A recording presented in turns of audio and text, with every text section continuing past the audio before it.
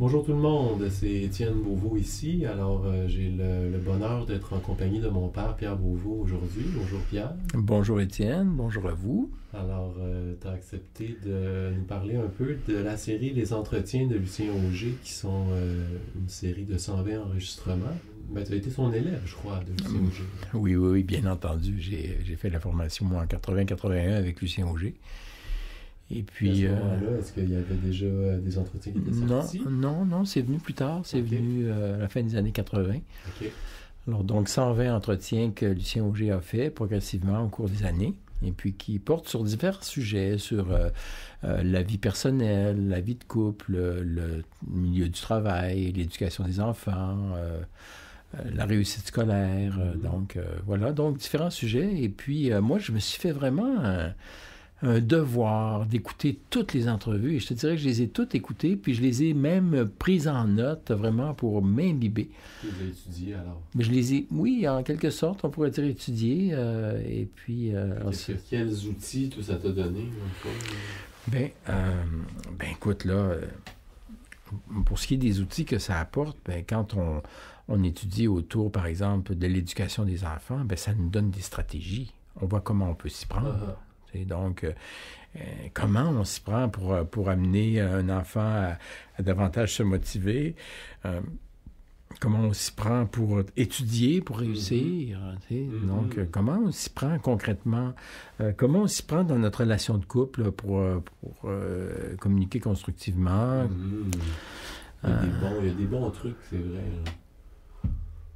Oui, vraiment de l'équipement. Ça fait que, comme je disais, moi, je me suis vraiment fait un devoir d'écouter toutes les entrevues, tous les entretiens, même de les écrire, de les transcrire.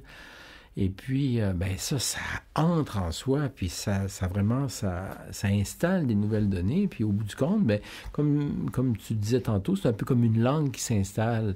Et si j'ai appris l'anglais, on me dit le mot « chair », il y a une chaise qui se présente. Alors là, c'est un peu la même chose. Je rencontre une situation, les éléments de la nouvelle langue se présentent. Et puis, cette nouvelle langue, c'est la langue réaliste, dans le fond. Alors donc, c'est une manière d'enrichir notre répertoire de réponses face aux situations. Alors donc, je veux faire une démarche de thérapie. Si je me mets à écouter ces entrevues, ces entretiens, si j'en faisais une demi-heure par jour, par exemple, ça fait quand même 120 jours. Tu sais. C'est pas tout qui va vous convenir, qui va convenir aux gens, mais il y a vraiment des bons éléments dans ça. Aussi, ça à qui? Évidemment, aux intervenants, aux personnes. Oui, ça, c'est vraiment là... Donc, on parle de gens qui travaillent dans le public, services de santé, les professeurs, infirmières.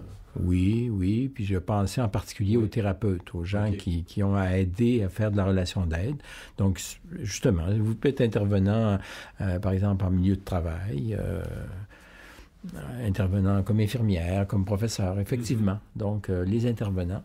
Et puis, moi, ça m'a souvent servi pour les conférences que je donnais. Alors, je donne une conférence sur l'anxiété, j'allais chercher la cassette sur l'anxiété, puis je l'écoutais, puis ça ajoutait des éléments à mon coffre.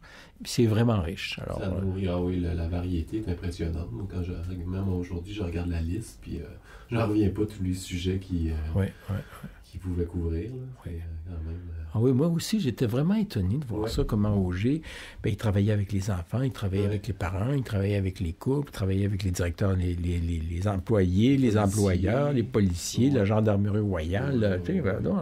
Moi, je me disais, voyons donc, mais ça se peut pas qu'il y ait autant d'expertise que ça.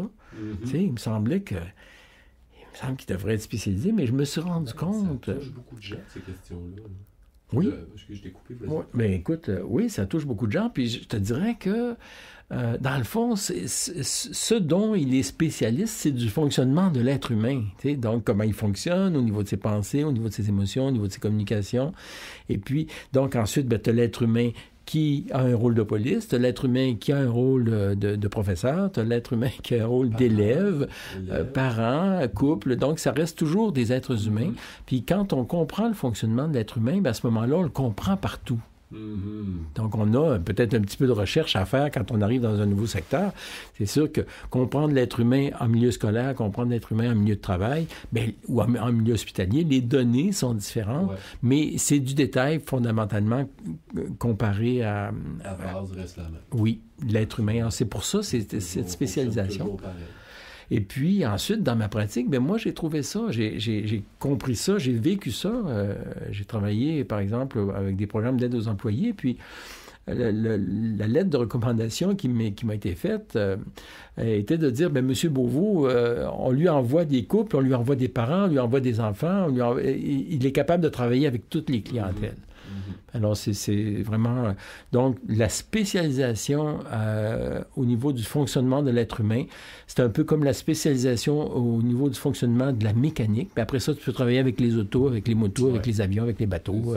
Qu'est-ce que tu dirais aux gens qui songent peut-être ou qui s'intéressent à...